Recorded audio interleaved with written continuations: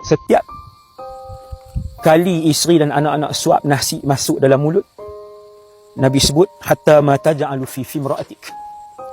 Tiap-tiap satu kebaikan yang kamu buat dalam keluarga kamu, memasukkan kegembiraan dalam hati isteri dan anak-anak kamu, memudahkan urusan isteri dan anak-anak kamu dikira sedekah dan kebaikan. Hatta ma taj'alu fi fimra'atik, Nabi kata sehinggakan apa yang kamu masukkan ke dalam mulut isteri kamu itu juga adalah sedekah. Satu pinggan, isteri makan 20 suapan. Sehari 3 kali makan. 3 kali ni paling sikit lah, no? Pagi, tengah hari, malam, paling sikit. Orang Malaysia confirm lebih.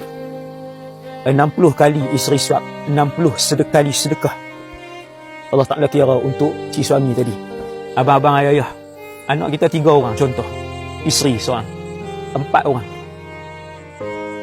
Satu pinggan 20 suapan, 3 pinggan 60 suapan. Ada 4 orang yang kita tanggung, 240 kebaikan dan sedekah yang kita buat tiap-tiap hari. Tapi kita ni duk biasa baik dengan orang. Orang kita baik, kita boleh beli durian, belanja dengan orang makan di pejabat, kita boleh beli nasi biryani, kita boleh belanja kawan-kawan, tetapi kita tak boleh nak bagi kepada isteri dan anak-anak. Yang ni pelik. Yang ni cukup pelik.